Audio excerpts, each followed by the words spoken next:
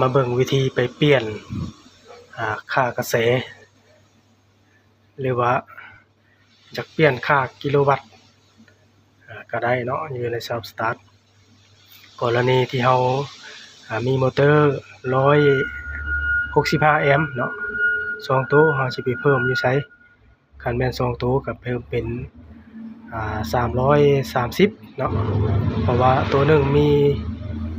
165 แอมป์2ตัวก็ต้องแม่น330 แอมป์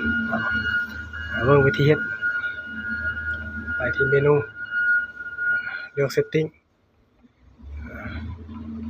เลือก All Setting เช็คมันบอกว่ากดลูกศรขึ้นลูกศรลงเพื่อเปลี่ยนค่านี่เนาะถ้าแม่นตัวเดียวก็ลงไปฮอด165ก็แม่น2ตัวอันนี้เราตั้งไว้2ตัวเนาะ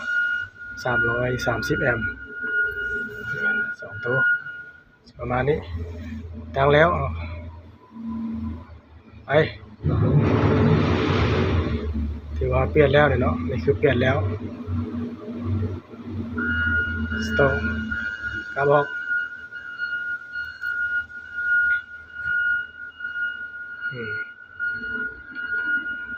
เอาเซตติ้งมาเบิ่งอยู่นี่อีกทีนึงบ่มั่นใจนี่คือบ่สามารถเปลี่ยนได้เข้าอยู่นี่เนาะมีแต่นี่ไปเข้าไปเปลี่ยนอยู่นี่เปลี่ยนได้เปลี่ยนแล้วก็กดออกหรือว่าจะเปลี่ยนกิโลวัตต์นี่ก็ได้นี่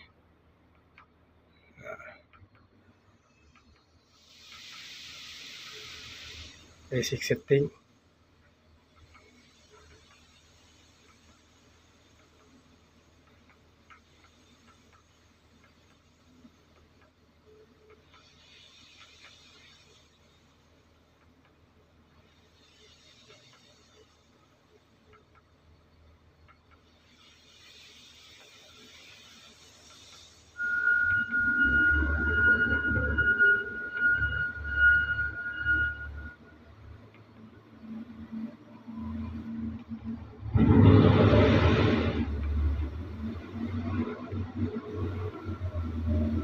นี่